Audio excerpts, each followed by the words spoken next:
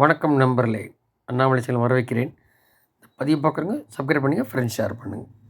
Support பண்ண நினைக்கிறேன். Super thanks, நன்றி. இப்போது இந்த செந்தில் பாலாஜி வழக்கில் உங்களுக்கு தெரியும், ஏடிங் பேப்பரில் வந்து பணத்தை வாங்கிட்டு கண்டக்டர் டிரைவர் கொடுக்குறேன்னு சொல்லிவிட்டு அவன் வாயினை ஒத்துக்கிட்டார். அப்புறம் சில பேர் இல்லை அப்படி இப்படின்னு மிரட்டினாங்க. அந்த மாதிரிலாம் ஒரு விஷயம் நடந்தது போக்குவரத்து மந்திரியாக இருக்கும்போது. அதில் அரிமா சுந்தரம்ன்ற வாதாடினார். நீதிபதி ஆனந்த் வெங்கடேஷ் முன் விசாரணைக்கு வந்தது. அதுக்கு பதிலளித்த அமலாக்கத்துறை சார்பில் கூடுதல் சொலிசிட்டர் ஜெனரல் சுந்தரேசன் நேற்று வாதாடினார். போக்குவரத்துறை வேலை செய்வதாக சொல்லி 67 கோடி வாங்கினாங்க, அது மாதிரி. அப்புறம் ஐடியில் வந்த ஆளுங்களாம் ரைடு பண்ணி அடிச்சுக்கிடிச்செல்லாம் பண்ணாங்க. சும்மா ஓடுவாங்களா? இப்படிலாம் பண்ணும்போது எம்பி எம்எல்ஏக்கு எதிராக வழக்குகளை விசாரிக்கும் சிறப்பு நீதிமன்றத்தில் உள்ளன. நீதிமன்ற உத்தரவுப்படி அந்த ஆதாரங்களை அமலாக்கத்துறை பெற்றது. அந்த ஆவணங்கள் எதுவும் திருத்தப்படவில்லை. ஜாமீன் மனு விசாரணை துவங்குவதற்கு முன் ஒரு நாள் முன் அமைச்சர் பதவி செந்தில் பாலாஜி ராஜினாமா செய்திருக்காரு. ஏதாவது கிடைக்குமாக்கும். இதில் குறிப்பாக வச்சுக்கங்க, அசோக் இன்னும் பிடிபடலை, இல்லை பிடிபட்டால் வெளியே வரலையா அது தெரியாது. வேறு எந்த மாற்றமும் ஏற்படலை. அவர் செல்வாக்குடன் தான் உள்ளார். நம்ம ஏற்கனவே குறிப்பிட்டிருந்தோம், அவர் என்ன இருந்தாலும் எம்எல்ஏ இருக்கார், செல்வாக்கு இல்லாமல் இருக்காதுன்னு. அவர் தான் எல்லாம் ஊழல் பணமெல்லாம் எங்கே இருக்குது என்னன்னு தெரியுன்ற ஒரு இன்ட்ரு இருக்குது. அப்போது ஜாமீன் வழங்கினால் சாட்சிகளை கலைக்கக்கூடும். அவர் சகோதரர் அசோக்குமார் தலைமறைவு அப்படின்றாங்க. அது உண்மையாக நம்ம இப்போ கணக்குப்படி தலைமறைவு தான் அர்த்தம். அப்போது 2020ஆம் ஆண்டு ஆவணங்கள் பெறப்பட்டு ஆய்வுக்கு அனுப்பப்பட்டன. அமலாக்கத்துறை எந்த ஆதாரமும் உருவாக்கவில்லை, திருத்தவும் செய்யவில்லை. எல்லாம் குறிப்பிட்டு வருமான வரி கணக்கு தாக்கல் செய்திருக்க நியாயப்படுத்த முடியாது இப்படிலாம் சொல்லிட்டு, ஜாமீன் விடுவிக்கப்பட்டால் எந்த குற்றத்தில் ஈடுபட மாட்டார் என்பது நம்புவதற்கு எந்த காரணமும் இல்லை. அவருக்கு எதிராக 30 வழக்குகள் இருக்குது. அமலாக்கத்துறை பொறுத்தவரை வழக்கு விசாரணை துவக்க தயாராக உள்ளது அப்படி சொல்லியிருக்காங்க. அப்போது செந்தில் பாலாஜிக்கு மறுபடியும் அது எதுவுமே மனுவை தள்ளுபடிட்டு செந்தில் பாலாஜி மனுவை தள்ளுபடி பண்ணிவிட்டு 19ஆம் தேதி நீதிபதி ஆனந்த் வெங்கடேஷ் தள்ளி வைத்தார்.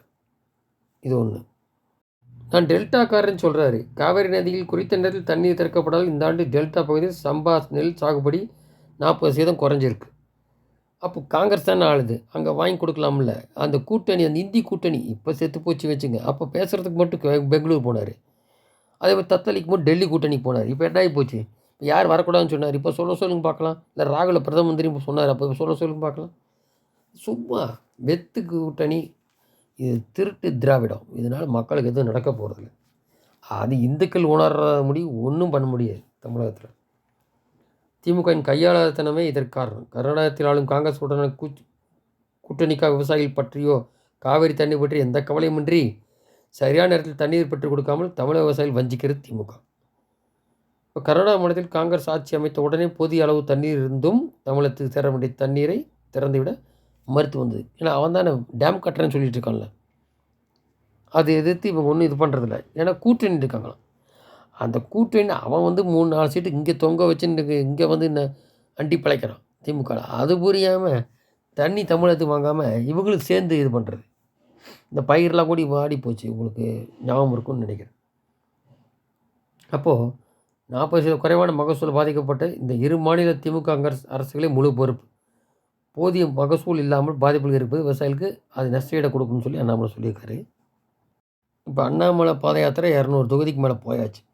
சென்னையில் மட்டும் அது இந்த தாமரை கடல் மார்க்கம் மகளிர் இது பண்ணுறது, அந்த மாதிரி பலவித ட்ரெண்டிங்கில் அந்த மாதிரி மாற்றி பண்ணிகிட்ருக்காங்க. பாத யாத்திரைக்கு கொடுக்கல ஒரு 20 தொகுதிக்கு.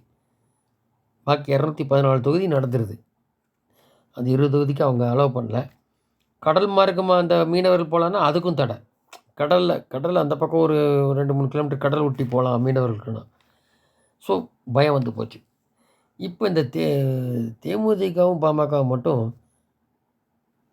லெஃப்ட்டில் தள்ளி விட்டார். ஏன்னா சீட்டு கிட்டு லோக்சபா ஏற்கனவே குறிப்பிட்டிருக்கோம். பணம் கண்ணெல்லாம் கேட்பாங்க. பழனிசாமி தர்றதா இல்லை, ஜிஎஸ்டி ஏற்கனவே குறிப்பிட்டிருந்தோம். உடனே வந்து திமுக தராங்கன்னு ஒரு கட்டுக்கதையை விடுறது. நீ என்னமோ விட்டுப்போ, மோடியை நம்பி வர்றதுன்னா வா, வந்தால் ஜெயிச்சா மந்திரி ஏதாவது கொடுப்பாங்க, எம்ஓஎஸ், அவ்வளோதான். இப்போ அதே மாதிரி முருகனை வந்து ராஜ்யசபா, ஏன்னா பீரியடு முடிஞ்சு போச்சு, 2.5 வருஷம் தான் இருந்தது, மொத்தம் 6 வருஷம் இருக்க வேண்டியது இருக்கலை முருகன் வரும்போது. அதனால் மறுபடியும் இப்போது ராஜஸ்தான் அந்த மத்திய பிரதேசத்துலேருந்து தேர்ந்தெடுக்கிறாங்க. அப்போ முருகன் நீலகிரிக்கு பதிலாக கிருஷ்ணசாமி, புதிய தமிழகம் கிருஷ்ணசாமிக்கு நீலகிரி. ஏன்னா அவர் வந்து அங்கே தென்காசின்னா முக்குளத்தூர் ஓட்டு போடுறதுல தேவேந்திர குல வேளாளர் அவங்க ஓட்டு மட்டும்தான் வருது. அதனால் அதில் வேறு ஆனந்துன்னு ஒருத்தரை வந்து நிற்க வைக்க போகிறாங்க தேவேந்திர குலத்தில். அதனால் இவர் நீலகிரிக்கு இருக்க சான்ஸ் இருக்குது. முதல்ல இதுக்கு போகலான்ட்டு இருந்தார், ஏடிஎம்கே கேஷ்லெஸில். இப்போ வந்துடுவார் போல் தெரியுது. அப்புறம் இருக்கட்ட பன்னீர்செல்வம், இந்த தினகரன், அப்புறம் மற்றும் இந்த கட்சிகளை மற்றெல்லாம் தெரியும் உங்களுக்கு. இப்போ கடைசி நேரத்தில் ஒரு வேளை தேமுதிக வந்தாலும் பாமக நிலைன்னு மாதிரி தெரியும். எது இருந்தாலும் இப்போ 27 அந்த டைமில் மோடி இங்கே வராரு. அது பிரம்மாண்ட கூட்டம். 500 ஏக்கரால் 10 லட்சம் பேர் 2034 தொகுதியாக பல இடத்துல கடைசி தொகுதி நடக்க போகுது. அதுதான் அரசியல் புரட்சிக்கு வித்திட போகுது. அது நடக்கிறது 1200 ஏக்கரால் 10 லட்சம் பேருக்கு மேலே திரளுவாங்க. அப்போ அது கடைசியாக தொடக்கும் போது பல்வேறு அரசியல் கட்சி தலைவர்களும் இது பங்கேற்பார். தமிழக அரசியல் வரலாற்றில் இப்படி ஒரு மாநாட்டை யாரும் நிகழ்த்தியிருக்க முடியாது. திருப்புனை ஏற்படுத்தும் மாநாடு. இதன் பிறகு மத்தியிலும் மாநிலத்திலும் பாஜக ஆட்சி அமையும். டபுள் இன்ஜின் சர்க்காராக மாறியது தமிழகம். கொங்கு மண்டலத்தில் கடந்த தேர்தலுக்கு பின் பிரதமர் மோடி இதில் பங்கேற்கிறார். கொங்கு மண்டலத்தை பாஜக கோட்டையாக மாற்றுவதற்கு இது மாநாடு உதவும். நிச்சயமாக அரசியல் புரட்சி ஏற்படும் என்பதை எழுதி வைத்துக் கொள்ளுங்கள். பிரதமர் மோடி ஏற்றுக்கொள்வது யார் வேண்டாமாலும் பாஜக நிலையிலான்ட்டு அந்த முருகானந்தன் சொல்லியிருக்காரு பிஜேபி. ஸோ இந்த மாதிரி மாநாடு இது வரைக்கும் எங்கேயும் பார்த்ததில்லை அப்படின்ட்டு, எஸ்பெஷலி அதுதான் கொங்கு பெல்ட்டில் பல இடத்தை விட்டு வச்சு அந்த 234 தொகுதி அங்கே கொண்டு போய் 1200 ஏக்கரில் அது விவசாயி கொடுத்துருக்காங்க. அது சம்மன் செஞ்சு 15 லட்சம் பேர் 10 லட்சம் பேர் மேலே அங்கே திரள போகிறாங்க. எண்மணிக்கள் கடைசி 27ஆம் தேதி. ஸ்டாலின் அவர் யார் எழுதி தந்து படிக்கிறாருன்னு தெரியல. கல்வியில் பின்தங்கி இருக்குது இந்த மாதிரிலாம் சொல்கிறாங்க. இளைஞர் வேலைவாய்ப்பு இல்லை, மகளிர் கொடுத்த 1000மே அறகுறை, இதெல்லாம் இருக்குது. அதெல்லாம் ரொம்ப சூப்பர் மாதிரி சொல்கிறாரு ஸ்டாலின் அவர். அதனால் அவர் என்ன சொல்கிறாருன்னா, ஆட்சி சாதனையாக என்ன எதிரிகளுக்கு பொறாமைங்கிறாரு. கவர்னர் அதற்கு விலக்கல்ல, அதாவது கவர்னருக்கும் பொறாமைங்கிறாரு. தான் திராவிட மாடலுங்கிறாரு. இந்த பஜனையை கேட்டு கேட்டு மக்களுக்கு ஒரு வழி ஆகிட்டான்.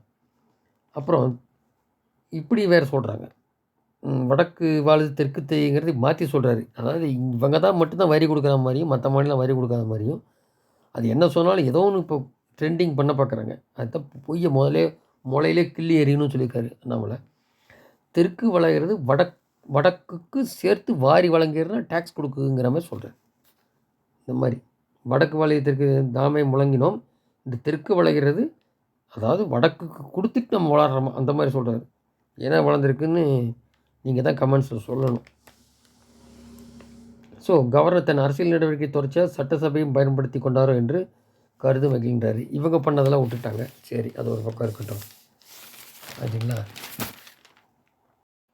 ஏற்கனவே குறிப்பிட்டிருந்தோம், இந்திய கூட்டணி கலகலத்து போச்சு, எல்லாம் வெளில வராங்க. அதில் முதல் மம்தா அவங்க வந்தாங்க, கெஜ்ரிவால் சீட்டு கொடுக்கலான்ட்டாங்க. ஒரு சீட்டு வேணால் டெல்லியில் தரேன்ட்டு.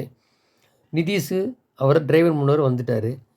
வேறு சரண் சிங் பிரதம மந்திரி அப்பொழுது இருந்தவரோட பேர் அவர் வந்துட்டார் மகாராஷ்டிராவில். அப்புறம் இவர் சௌஹான் சொல்லிட்டு முன்னாள் அமைச்சர் பிரதம சீஃப் மினிஸ்டர் காங்கிரஸ் இருந்தவர் வந்துட்டார் மகாராஷ்டிராவில். இப்படியெல்லாம் மாறிக்கொண்டு வரும்போது காஷ்மீரில் ஒரு எம்எல்ஏவாக இருந்த இஸ்லாமிய நபர் தேசிய மாநாடு கட்சியிலேருந்து இங்கே வர்றார் பிஜேபிக்கு. அந்த ஃபரூக் அப்துல் அதே அவங்க அப்படியே இந்தி கூட்டணி வெளில போகிறாங்க. ஸோ காலம் மாறிட்டு வருது. இது ஒரு பக்கம்.